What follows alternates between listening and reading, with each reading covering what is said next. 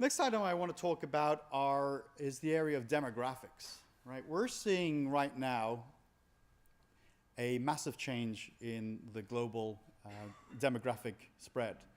And as you kind of sit, go about your work every day, sometimes it might not be obvious to us. You have to kind of step back and take a look at the trends, the big picture. What is actually happening in the world? And when you know that, then you can say, oh, that may happen, and that's why we're seeing this phenomena occur. All right, let's think about a few aspects of demographic change. The first thing to know is not all countries have growing populations, right? In the West, what was historically called the West, it's not really a term that's used anymore. In the developed world, you have generally a slowing down, in many cases a declining population. Right? Think about Japan, which is declining very, very rapidly. Right? They've peaked in terms of population. The population is now shrinking. They also don't have really much of an immigration policy.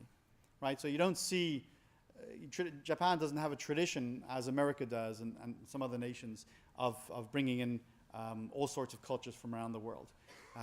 So as their population is declining, as their older population is aging, and they have good health care, and they have a long lifespan relative to other countries.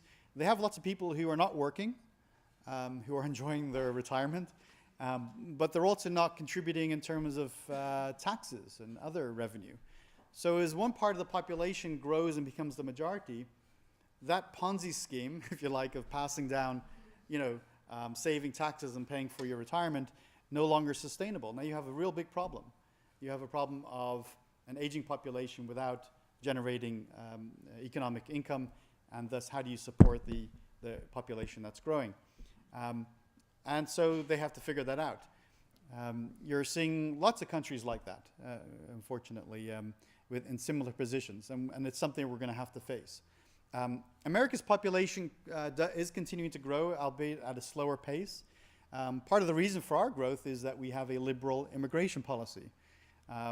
Plus, we have an immigration policy that is difficult to enforce. So we have people who come here regardless of the immigration policy. So not a political comment, more it's a reflection on the overall growth of our nation. So we have that aspect of it. What else can we think about? Well, in America, we have, for the first time, large numbers of baby boomers retiring.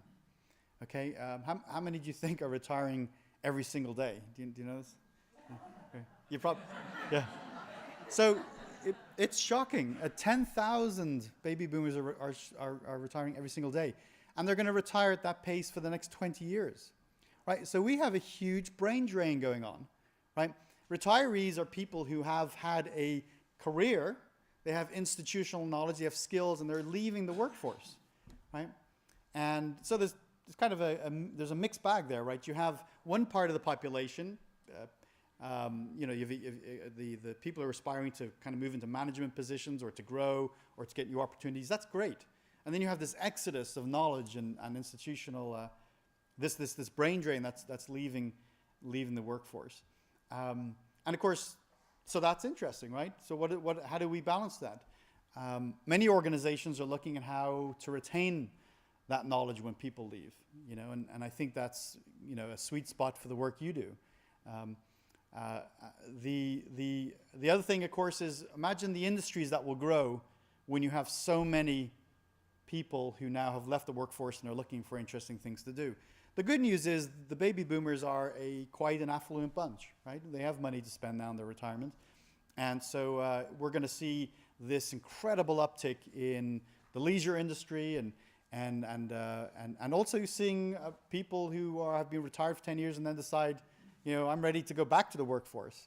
So you'll see a larger population of older people participating in the workforce. So it's just fascinating stuff. I could talk about demographics for the next 45 minutes. But if you like to understand, if you like this stuff and you like trying to understand the future, demographics is at the big data and demographics are the two things that really should move you. So here's a big number, talking of numbers. Anybody know what this is? Yeah, this is national debt, right? I did a similar presentation to this a few weeks ago, and I had to change the number, unfortunately. I had to make it bigger just in a few weeks. This number is what? This is what you owe, right? For every single one of us in this room, every single one of us has $50,000 owed, or it equates to $50,000 per member of the American society. Quite a big chunk. We're kind of in a place where we're able to afford paying the interest on this. And again, I like to say my talks, none of this should be reflected as a political commentary. I'm just kind of recounting fact. We have a debt of $15.6 trillion, and it's something we have to solve.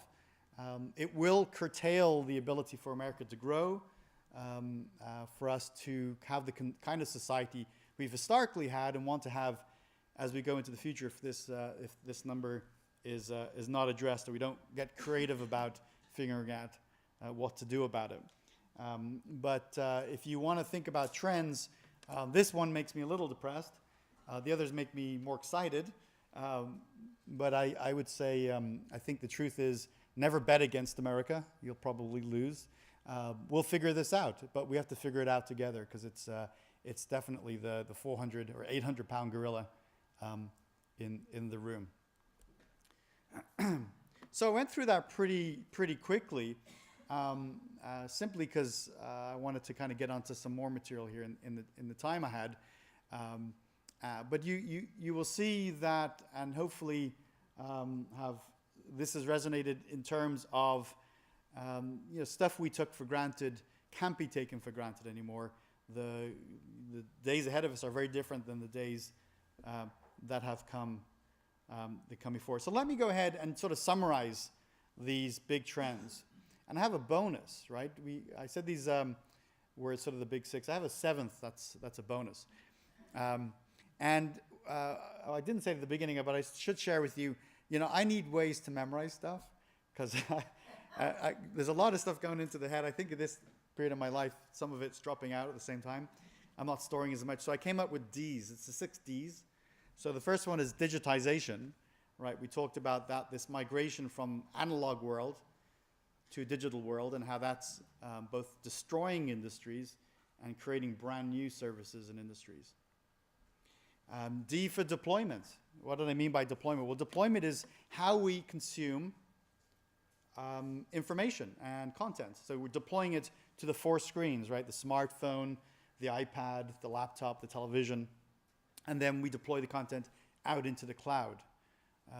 So that building and maintaining a data center is not necessarily as critical as it has been historically. And frankly, if I think about a city, and I'm doing my assessment of Palo Alto, I don't think we should be in the data center business, right? That's not a good way to spend time. And if you look at cities and states across the country, and actually look at the federal government, the amount of data centers we manage, it's phenomenal. The amount of duplication is phenomenal. It shouldn't be lost on you when you deploy a physical server and sit it in the data center. That's the start of your costs, not the end of your costs, right? Because you've got to care and feed for that thing. So the quicker we can get out of that business and really focus on things like delivering library services to the community, delivering higher quality e-services to our communities, the better we'll be. And so deployment is something near and dear to our hearts, and certainly in local government.